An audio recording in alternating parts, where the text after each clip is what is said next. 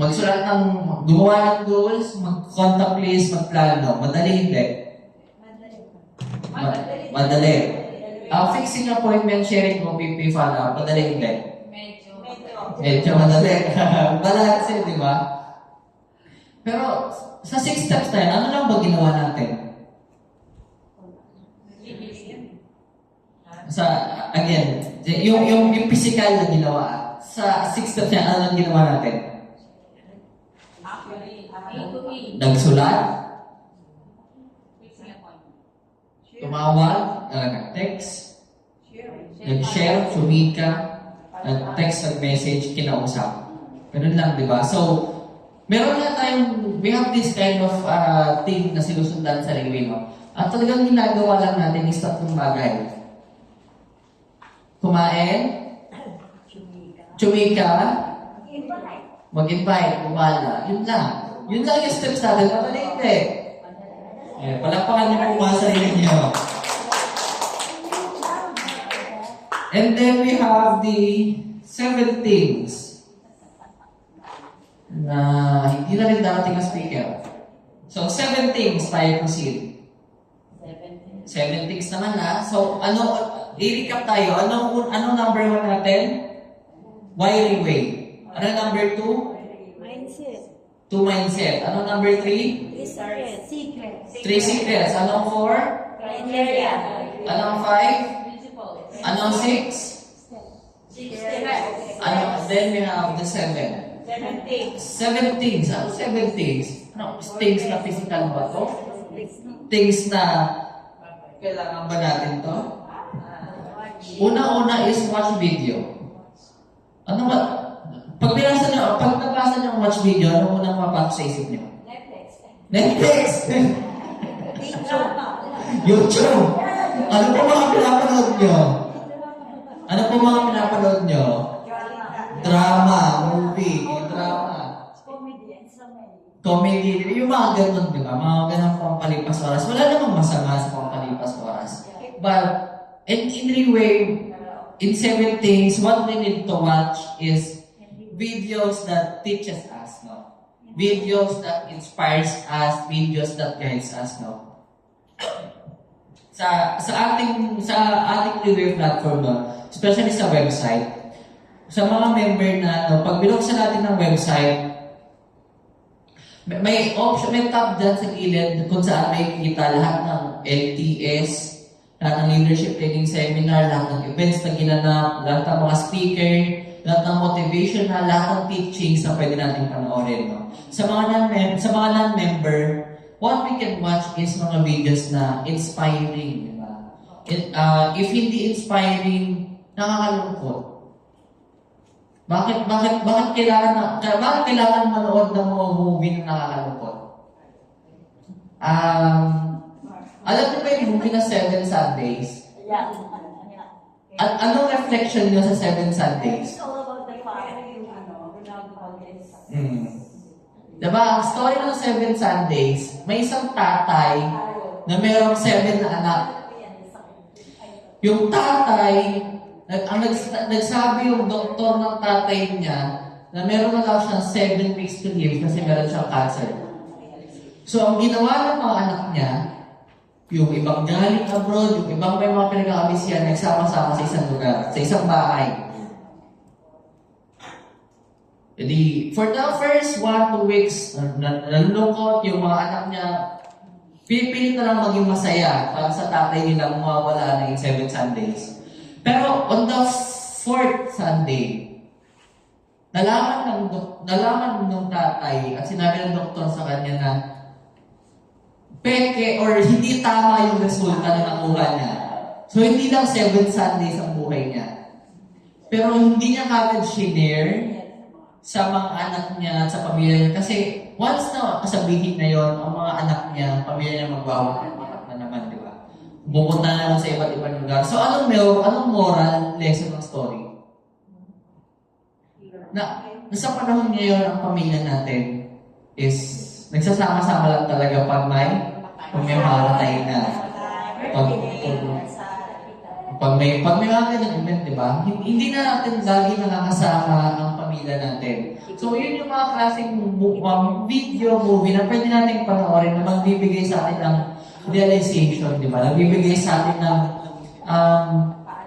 paalala, di ba? Uy, may magulang pa tayo, buhay pa tayo, di ba? Bakit pinapatay na tayo ng mga anak natin? May mga ganun, di ba? Mga truth scenario lang kasi, di ba?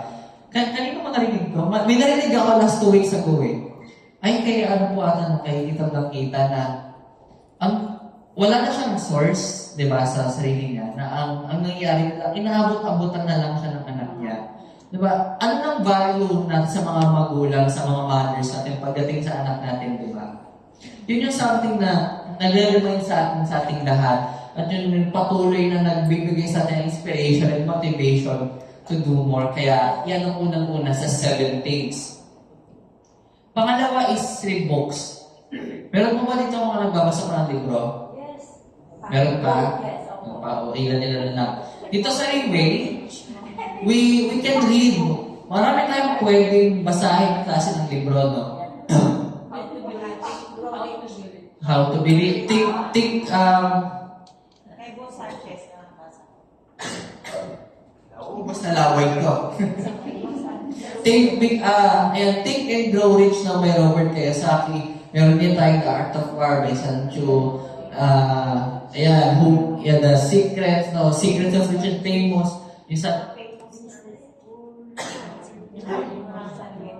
Yung book of Secret of Rich and Famous, Business School. Yan yung mga libro na pwede natin basahan that could help us more, di ba? Kasi para mas ma-leverage din natin yung sarili natin na mas marami tayong alam at mas marami tayong value na pwede natin i-share sa mga kasama natin para hindi every single time kuha cellphone. Apply na po gagawin. Every time tawag, no? 7 things. Third is participate in meetings. Kailangan active tayo magpa-participate in meetings on events like this, no? Events every Thursday, no? Saturday, leadership training seminar, ano pa ba? Leaders recognition night, and then gala dinner. Bakit kailangan nagpa-participate tayo sa mga ganun? Matutunan natin lahat. Para ma-motivate. Para ma-motivate, para matuto, no? Bukod doon, para meron tayong mapakita. Mapakita, hindi lang para sa sarili natin, kundi mapakita yan sa mga prospects natin, sa mga client natin na I have grown like this, di ba? Nag-improve ako na ganito. Bukod doon, pakita yung mga picture na ganito yung ganito namin, ganito yung nakilala ko si ganito, na may ganitong karamdaman before, nagkaroon ng ganito. Those are the things that we can share, di ba?